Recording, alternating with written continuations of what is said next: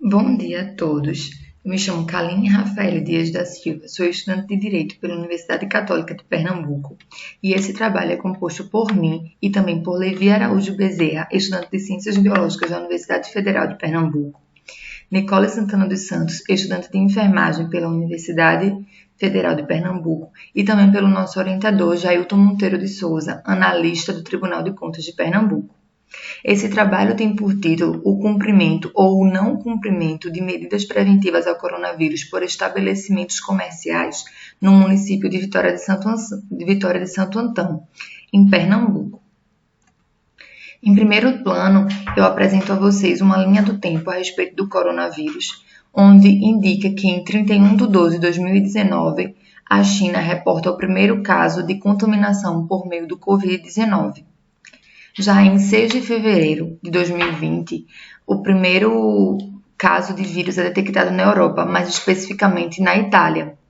Apenas 20 dias depois, nós aqui no Brasil identificamos o primeiro caso de contágio por coronavírus. Já em 11/3, a OMS atribuiu ao surto do coronavírus o status de pandemia. Desse modo, eu trago para vocês um dado que também é da Organização Mundial de Saúde, onde aponta que, em 28 de outubro de 2020, nos 219 países em que o coronavírus foi detectado, foram reportados à OMS 43.766.712 casos confirmados de Covid-19. E dentre esses 43 milhões, 1.163.459 tiveram por resultado a morte.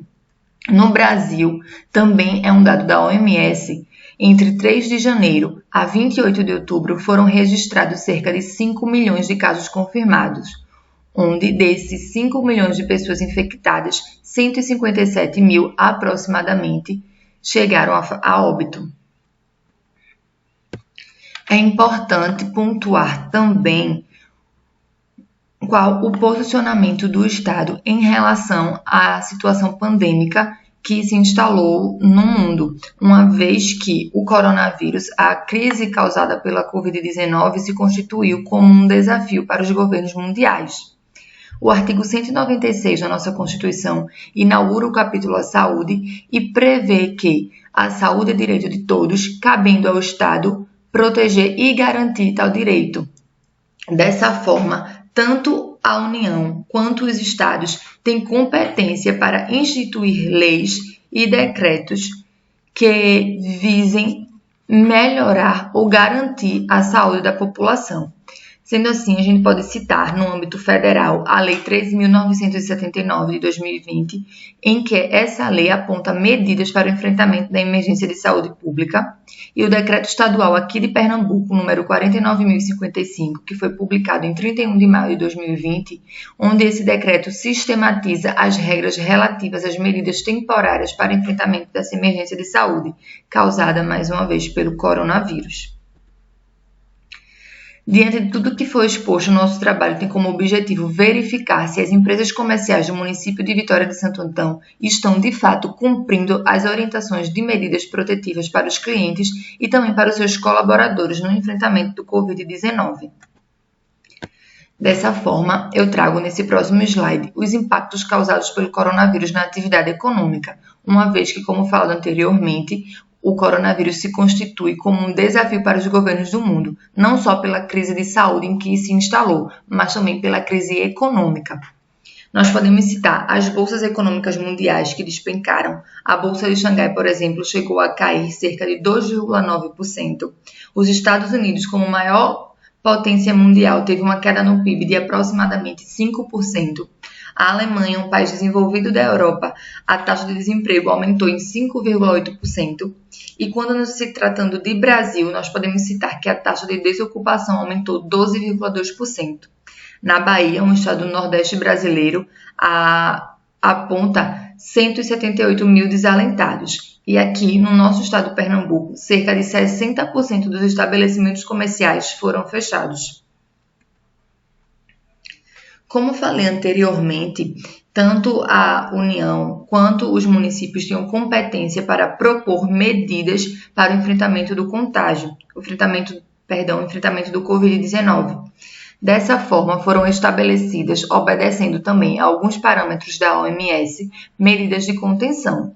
Dentre essas medidas estavam a devida higienização das mãos com água e sabão, uso de álcool a 70, a etiqueta respiratória ao tossir ou espirrar, evitar lugares aglomerados, respeitando o distanciamento social de no mínimo 1 metro de pessoa a pessoa, o fechamento de serviços não essenciais e o lockdown.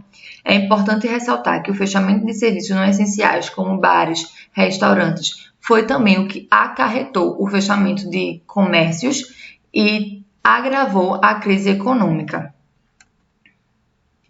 O nosso trabalho teve como metodologia um estudo de natureza exploratória com abordagem quantitativa. A coleta de dados ocorreu por meio de observação e também foi feito um registro cursivo usando papel e caneta e um roteiro de observação. Nós dividimos o nosso trabalho em 2 etapas. A etapa de investigação, que, como o próprio nome sugere, investiga o que foi observado e nos permite fazer uma triagem inicial de dados, e a categorização, que é onde nós fazemos detalhadamente agrupamentos válidos dos dados que nós usamos durante nossa pesquisa, durante nosso trabalho. A partir de agora, eu passo a apresentar para vocês os resultados do meu trabalho, e eles estão dispostos em 4 gráficos. O primeiro gráfico indica as categorias de estabelecimentos em que foram observados. Nós observamos 100 estabelecimentos, dentre eles 38% correspondiam a lojas de roupas, 7% correspondiam a mercados, 16% correspondiam a restaurantes, lojas de eletrônicos correspondiam a 8%, farmácias a 7%, bancos 5%, lanchonetes 9% e bares 10% de todo o nosso roteiro. O gráfico 2, ele indica quais estabelecimentos fornecem álcool 70, fornecem também orientação para uso desse álcool, quais estabelecimentos fornecem pia, orientação para a higiene das mãos, quais estabelecimentos aferem a temperatura do cliente e quais estabelecimentos delimitam espaços entre cada cliente. A gente pode observar que em restaurantes, de todos os restaurantes que foram analisados, 6 fornecem álcool a 70, mas nenhum oferece orientação para o uso desse álcool.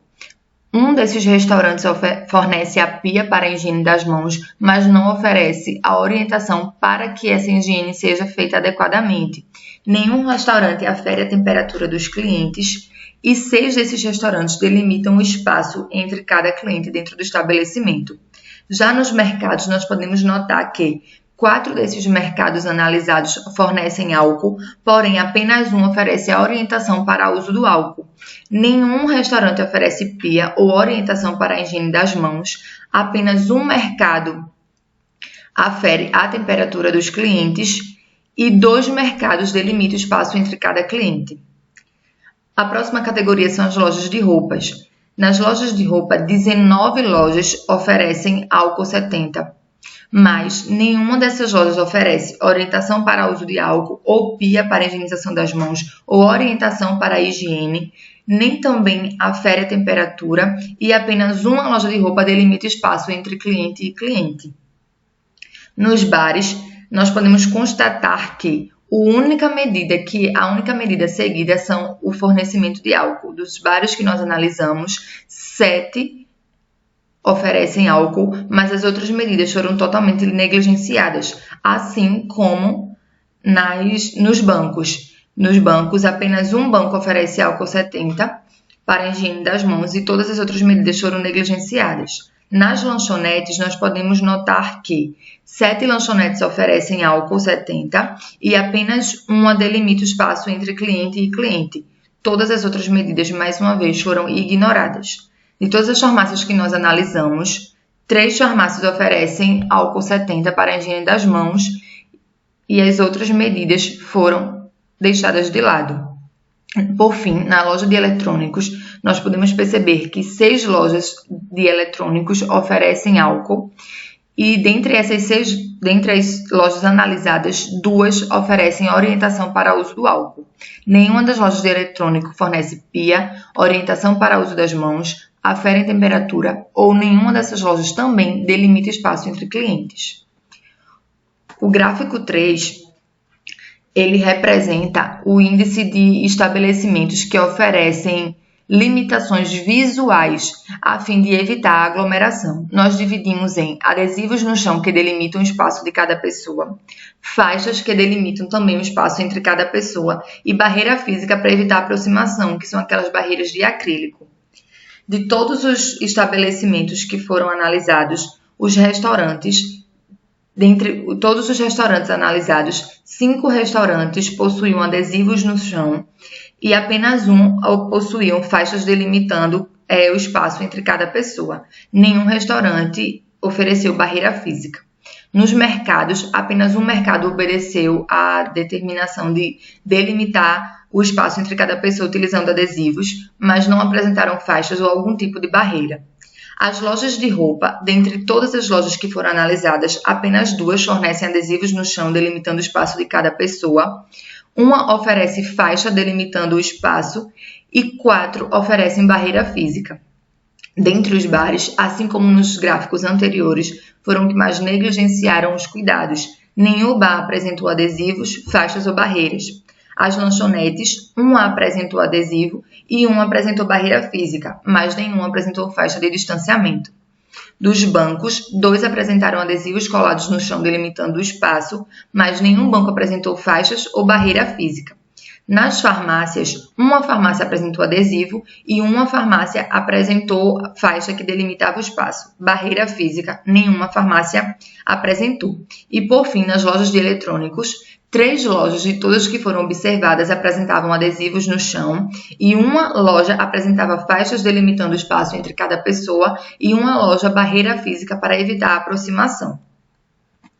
O último gráfico ele representa o uso de EPI e o cuidado que era oferecido pelos funcionários de cada estabelecimento. Nós dividimos também em máscaras, luvas e o uso do álcool entre atendimento de cada cliente. Nós podemos perceber que luvas não foram utilizadas por nenhum funcionário de todos os estabelecimentos analisados e o álcool entre cada cliente foi utilizado apenas por uma lanchonete. Todos os outros estabelecimentos não utilizavam álcool entre um cliente e outro. Quanto às máscaras, dos restaurantes analisados, 13 foram observados que os funcionários faziam uso da máscara. Nos mercados, 6. Nas lojas de roupa, 29 lojas de roupa, os funcionários faziam uso de máscara. Nos bares, apenas 3. Nas lanchonetes, 8. De todos os bancos que foram analisados, todos os funcionários faziam uso de máscara, ou seja, 5. Nas farmácias, 7 entre as que foram analisadas, os funcionários faziam uso de máscara. E por fim, nas lojas de eletrônicos, 5 das lojas de eletrônicos em que foram observadas, os funcionários faziam uso de máscara. Como conclusão, a gente pôde perceber que os resultados que foram observados revelam o descaso com a problemática que é enfrentada, uma vez que o contágio do coronavírus é algo que é surpreendentemente rápido. Fato que pode ser explicado em razão da fiscalização que é realizada de forma escassa pelos órgãos competentes para tal. É também visível o pouco caso apresentado pelos representantes públicos, que ignoram o número alto de infectados e também, por consequência, um número alto de mortes. É importante frisar também a importância de novos estudos a respeito do caso, uma vez que foram encontradas dificuldades no que diz respeito à confiabilidade dos materiais encontrados acerca do tema.